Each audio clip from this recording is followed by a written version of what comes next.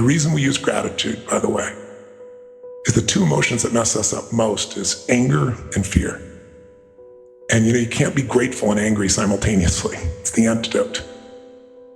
Put both your hands on your heart and physically breathe deep into your heart. And as you're breathing deep in your heart, feel the strength of your heart. Feel the power of your heart. Feel the beauty of your heart. What are you proud or grateful that your heart has guided you to do or to give or to feel or to enjoy? And feel the strength of your heart. Breathe into it. Feel the blood flow, the oxygen. And feel grateful for your heart first. Because think about it. You didn't have to earn this heart. It was given to you. You didn't have to prove your value or your worth. You didn't have to accomplish anything. Something loved you enough to give you the gift of life. And as long as its heart is beating, you have that gift and you live. And you don't have to think about it. What a gift. So as you breathe in your heart, feeling your powerful heart, I want you just for a moment, we're going to think of three, but just think first of one event in your life, one experience, one moment that you could feel so grateful for if you wanted to. A magic moment, a sacred moment, a sexy moment, a beautiful moment, a loving moment, any moment that really you could feel grateful for if you wanted to right now. And then step into that memory for a minute. Like step in your body as if you were there. See what you would have saw then as if you're there, or hear what you'd hear back then, or breathe the way you were breathing back then. And if you filled up with that sense of gratitude for that moment, how do you smile when you feel so grateful or so thankful? What's the look in your eyes? How do you breathe? What's the look in your face when you feel really, really grateful? And just fill it up, fill up with gratitude. You can't be fearful and angry simultaneously. So fill up with the gratitude. And now think of a second moment you could feel truly grateful for. And again, breathe deep in your heart. Feel that power. Just think of any other moment. It could be from your childhood or adulthood. It could be last week, it could be today, it could be 10 years ago. Any moment that you could just truly feel like that was its grace, that was magical, that was beautiful, that's magnificent. Something that gives you the feeling of tremendous gratitude if you really focused on it. Breathe it, feel it,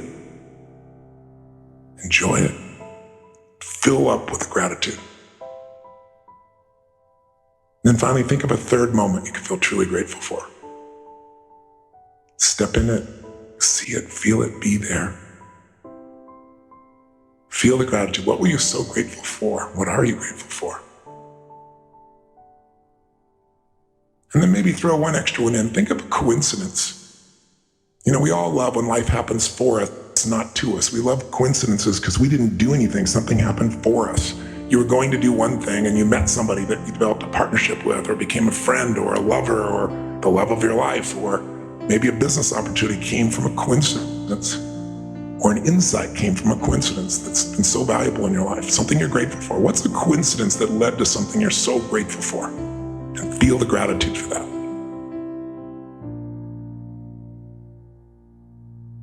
And was it a coincidence or were you guided?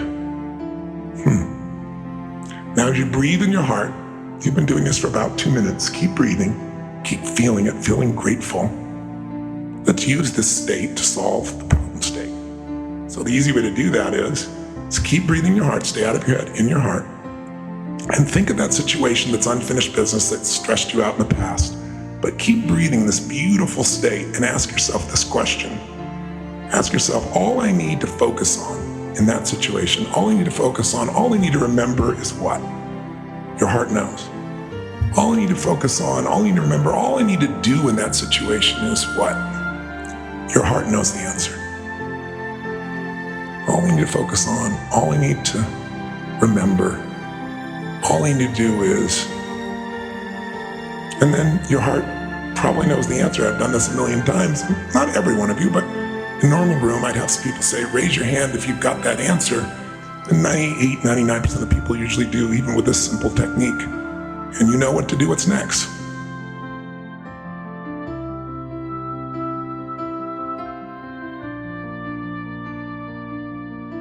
I'm talking about love and passion. Remember when we talked about this the other day? I said, think about a relationship where you have unbelievable love for this person and you constantly are starving, hungry for each other intimately as well. Make the sound of what that sounds like in your body when you have love and passion. Go nice and loud, come on. Oh, come on, has it been that long? Make the sound of a relationship where there's lots of love but not enough passion. Make that sound. See, when you talk about a relationship with love but not enough passion, it doesn't seem like that big a deal. But sound is a great way to calibrate what's really happening in your nervous system. What I found in my life for years, I had a relationship with someone who was a great lady, and we had tons of love, but very little passion, and I wanted more passion. But I didn't understand what the triggers were. I didn't understand the differences in values and rules. I didn't know how to shift anything. Nobody teaches you this. And so I'd be in this experience where it's like, wow, you know, I remember being on stage vividly in a room that would have been my ultimate years before. It was at the Continental Center in New York City. There were 13,000 people in the room, 12,000 something hundred, almost 13,000 people. And I was doing my gig, and we were rocking, like what we're doing here with 5,000, imagine 13,000. And we were going full tilt with a level of intensity. It was unbelievable, and people were out of their mind. And during one of the stretch breaks, one of my partners came up and told me my company had gone public that morning, and that's the morning where my stock alone was worth $400 million. So he's telling you, you just made $400 million this morning while you're doing what you love. I was like, shit, good morning. You know, it was a great morning. But you know what's interesting? It was really great. It was like, wow, that's wonderful. And then what I really want to do is get right back into what I loved. It didn't, like it was a cool thing, but it didn't change my life. But the biggest thing is the end of that night, I'm connecting people, high-fiving, signing, hugging people, and it's just a beautiful day. And I get home, and I'd made $400 million. I've been with almost 13,000 people. I'd done what I loved. I was on fire and alive, and I went home, and I was miserable. Because when I went home, the person I was with wanted me to be something different than what I was. Kind of like, that's why I understood Sarah May. Sarah May was trying to be something she thinks people want or people are expecting from her, but it's not her. So the person I was in a relationship with when she met me, is like, God, he's unbelievable. He's this powerful force of nature. He can shake a building with people and move people. And then it was like, why are you so fucking loud? I was like, loud? This is me. Right? And so what I learned to do was be something different that I really wasn't. And so when you're being something you're not, you're miserable. Who knows what I'm talking about here? Say I. And I'm such a lover. I love people. I never want somebody to not be happy. So I would always sacrifice everything to try to make somebody happy, but by not being who I was. There was nothing wrong with her. I was just miserable because I didn't understand the game. When I finally figured this process out, and by the way, guess how I did it? I interviewed people. I had a couple guy was 92, woman's 89, came to my Date with Destiny seminar, and these two were physically all over each other all the time. I mean, so much so it was like, get a room. I mean, this is hard to watch, right? And everybody in the whole seminar noticed it, so I finally brought them on stage and interviewed them.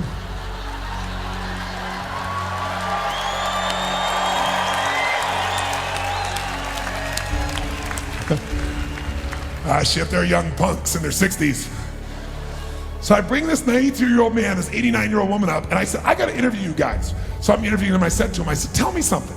I said, you two seem to not just love each other, you like love each other. And they went, oh yeah. I mean, like, you're rather physical, aren't you? They said, oh yes, we love effort. We love to be together. I said, and you guys have intimate relations? Oh yes, every day. Every day? Sometimes several times a day, the woman says. No exaggeration. And they were so adorable, and they were like all over each other, hugging each other, grabbing each other, touching each other. And I said to him, I said, okay, there are a lot of people that think when you're together 3, 4, 5, 10 years, you know, there's nothing new. They said, nothing new. They just aren't being flexible enough. They're not trying new things. I said, well, tell me something.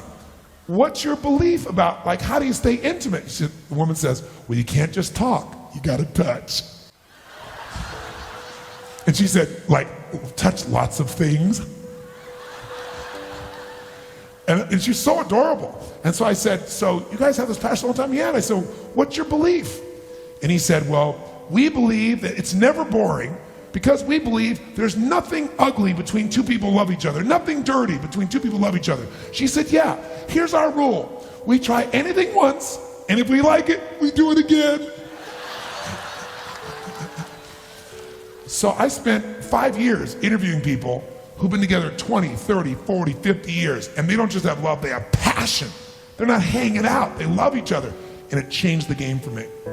And the biggest change in my life, I would give up everything in my life without no exaggeration, no hyperbole, everything I've ever learned, everything I've ever done for the relationship I have with my sage.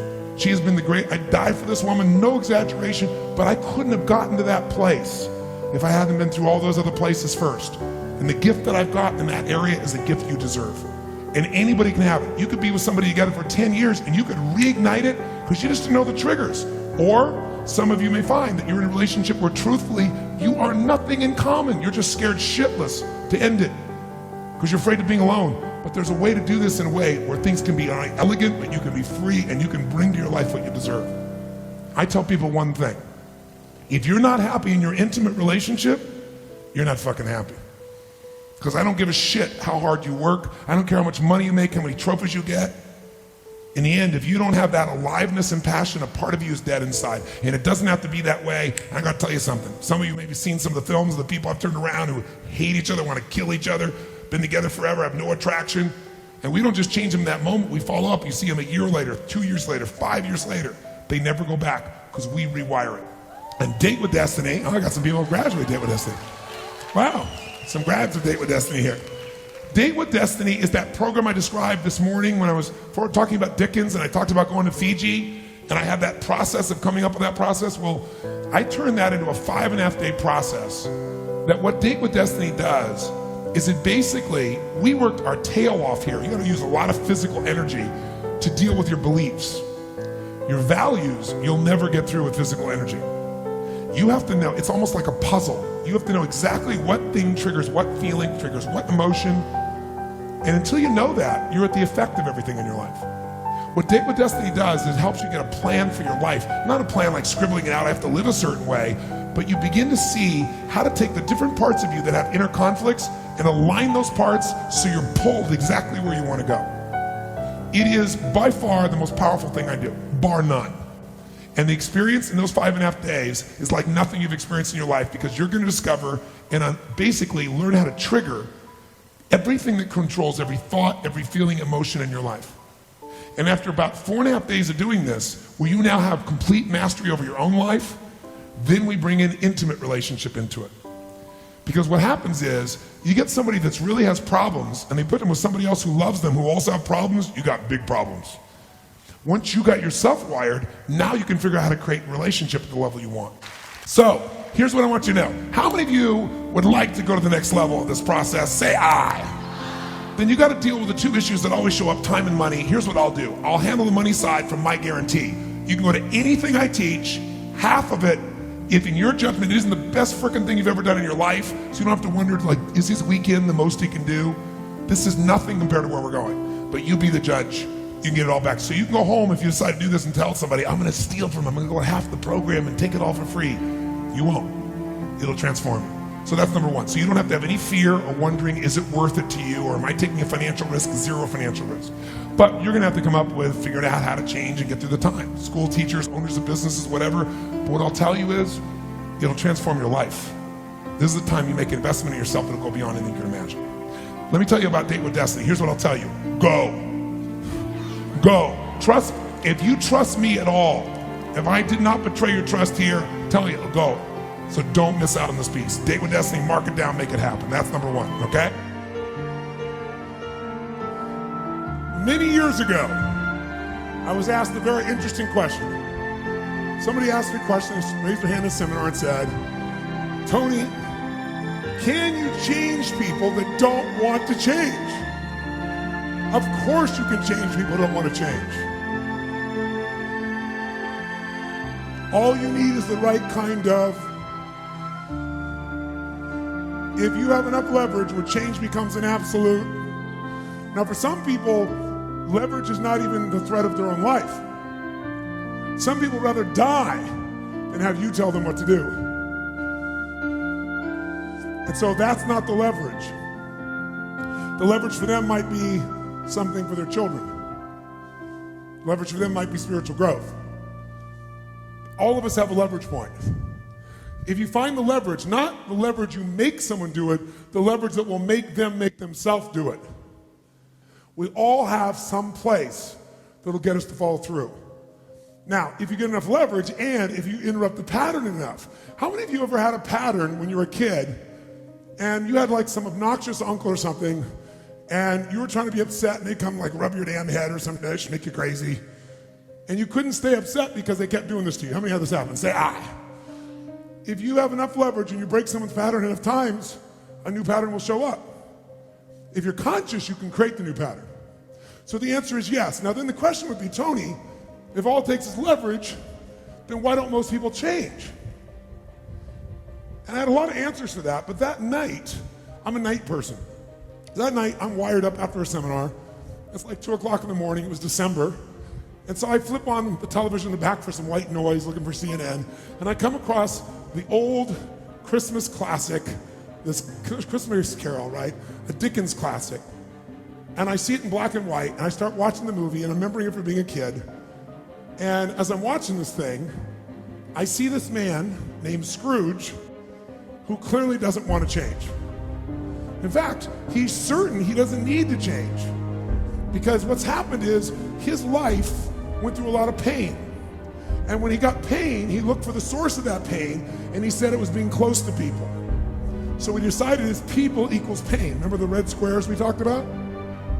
So now he wants to avoid people, and he's mean to people. Now, he's also very wealthy financially. He makes up this belief that because I'm mean and tough with people, I'm rich. The truth is, he's financially rich. If you watch the movie, you read the story, when everybody else is gone, who's still working? He is. He's hardworking, he's thrifty, he's smart, he's intelligent, but he thinks he's rich because he's mean. So he doesn't want to lose being rich. He doesn't want to lose not being hurt. So he has a belief, be mean to people and everything works out, even though he's miserable. Can we have beliefs that make no sense and yet still believe them, yes or no? Sure, we just get wired. So I'm watching this guy. Now, the only way people change is if they associate either enough what? Pain, so they have to change, or they associate changing will equal enough what? And ideally, if you get both, you'll change. If you get, every moment I do this, the pain's getting more and more intense, there's a point where you must change. And if I change, I get all this pleasure, you're gonna want to change. How many follow? But what equals pain and what equals pleasure is what you associate in your nervous system. So what happens is, the only way you create change is changing what you link pain and what you link pleasure to in your nervous system, not just in your head, in your gut. That's what controls you. Lots of times in your head, you know what you should do, but your gut takes over. Your fear, or your greed, or your desire, or your comfort, or whatever. Who knows what I'm talking about here? Say aye. Well, watch this. How many of you used to have a favorite dessert, or a food, or a form of alcohol that you really, really, really loved? And then one night you had an experience like never before, where something happened, where this food or this drink or this alcohol that you love so much, it went down, but it kept coming back up at a level of intensity and with enough aroma and pain and association that to this day, it takes no willpower just to think of that alcohol or think of the smell of that food or look at it makes you appalled, makes you repelled. Who's had an experience like this in your life? Say aye. Tell me what that change was. Was that a change in willpower? No. All that happened is your brain changed what it used to link pleasure to, it now links pain to. When you link enough pain, it takes no willpower, you're gonna avoid it. The problem is some of you are linking pain to things you need, like exercise, right? Or pain what you need, like a relationship, right? And it's the wrong association, but it's gonna control your life. Your job is to change what you link pain and pleasure to. So that night, what was pleasure became pain, and now it takes no willpower, you just avoid it. So we call that changing what you associate to things in your nervous system, or for short, a neuroassociative change. In other words, changing in your nervous system, what you associate pain and pleasure to. So, by the way, in this Christmas Carol story, does this man Scrooge change his life? Yes or no? He didn't want to change. Does he change his life a little or completely? And by the way, how fast? An heartbeat, in one evening. How does it happen? 3 neuroassociative conditioning specialists show up at his house. Right? 3 ghosts show up, and what do? They get him to link a massive, unbearable amount of what? To all the things he did in the past around people. Then they go to everything he has in the present, pain, and everything in the future, pain, till there's so much, there was nowhere to escape. Here's the other reason why people don't change. Because right now, my relationship's in pain. But it was good in the past. So you escape having a change by remembering a good time. Or, I might be coughing and having these problems with cigarettes right now, but you know what? George Burns lived to be 102. He smoked cigars, by the way, and he's 1 out of 10 billion people that pulled that off. But let's not confuse ourselves with ratios. So you make up what the future is. If your present is painful, you can escape to the past and get out of the pressure to change. How many follow this? Say I. Or you can escape to a future because no one knows what it is for sure and you can make it up. But if your brain links, it's been painful in the what? Past, in the, and it's even worse in the, it'll change like that. Who here has ever stayed in a relationship that you knew was not right for you? It wasn't right for you, it wasn't right for them. Who has ever stayed in a relationship way too long? Who's done this before? Raise your hand, say I. It wasn't good for you, it wasn't good for them, yet you stayed. Why? Why? Because even though it's painful in the present, what'd you do? You said, it'll get better over there in the future. Who finally changed? Who here finally changed that? Say I. How'd you do it? Your brain went, it's painful now, it was painful in the past, it's gonna be worse in the future, that's it. That's what I call a Dickens pattern. When you lock in pain in all those places, there's no place to escape, so you change.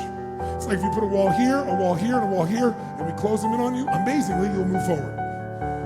That's what we're talking about. Giving yourself leverage on yourself that way, not having someone else do it to you, you do it to yourself. That's when you got the power again. How many get it? Say I.